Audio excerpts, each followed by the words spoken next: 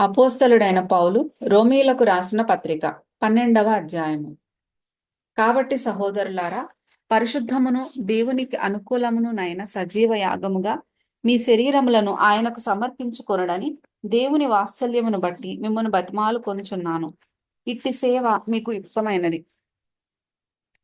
మీరు ఈ లోక మర్యాదను అనుసరింపక ఉత్తమమును అనుకూలమును సంపూర్ణమునయున్న దేవుని చిత్తమేదో పరీక్షించి తెలుసుకొనున్నట్లు మీ మనస్సు మారి నూతన మగుట వలన రూపాంతరము పొందుడి. తన్ను తాను ఎంచుకొన తగిన దానికంటే ఎక్కువగా ఎంచుకొనక, దేవుడు ఒక్కొక్కనికి విభజించి ఇచ్చిన విశ్వాస పరిమాణ ప్రకారము తాను స్వస్థబుద్ధి గలవాడొకటకై తగిన రీతిగా తన్ను ఎంచుకొనవలనని నాకు అనుగ్రహింపబడిన కృపను బట్టి మీలోనున్న ప్రతి వానితోనూ చెప్పుచున్నాను. ఒక్క శరీరంలో మనకు అనేక అవయవములుండినను ఈ అవయవములన్నిటికిని ఒక్కటే పని ఎలాగూ ఉండదో, అలాగే అనేకులమైన మనము క్రీస్తులో ఒక్క శరీరముగా ఉండి ఒకనికొకరము ప్రత్యేకముగా అవయవములమై ఉన్నాము.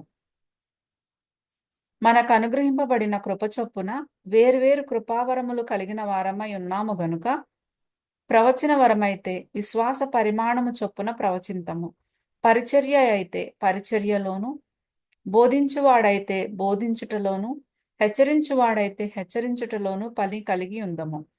పంచిపెట్టువాడు శుద్ధ మనస్సుతోనూ, పై విచారణ చేయువాడు జాగ్రత్తతోనూ, కరుణించువాడు సంతోషముతోనూ పని జరిగింపవలెను.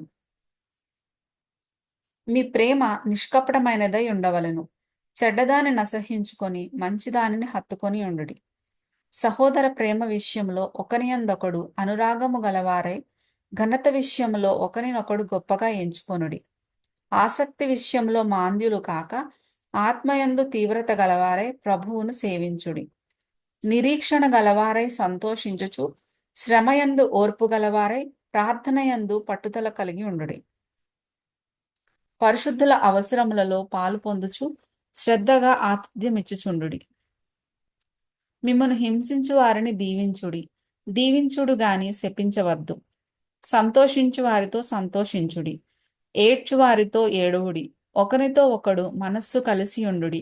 హెచ్చువాటి యందు మనస్సుంచక తగ్గువాటి యందు ఆసక్తులై ఉండుడి. మీకు మీరే బుద్ధిమంతులమని అనుకొనవద్దు. కీడుకు ప్రతి కీడెవనికినీ చేయవద్దు. మనుష్యులందరి దృష్టికి యోగ్యమైన వాటిని గూర్చి ఆలోచన కలిగి ఉండుడి. శక్యమైతే మీ చేతనైనంత మట్టుకు సమస్త మనుష్యులతో సమాధానముగా ఉండుడి. ప్రియులారా, మీకు మీరే పగ తీర్చుకొనక దేవుని ఉగ్రతకు చోటీయుడి. పగ తీర్చుట నా పని, నేనే ప్రతిఫలము నిత్తును అని ప్రభువు చెప్పుచున్నాడని వ్రాయబడి ఉన్నది. కాబట్టి నీ శత్రువు ఆకలిగొని ఉంటే అతనికి భోజనము పెట్టుము, దప్పిగొని ఉంటే దాహమిమ్ము. అలాగు చేయుట వలన అతని తల మీద నిప్పులు కుప్పగా పోయుదువు. కీడు వలన జయింపబడక మేలు చేత కీడును జయించుము.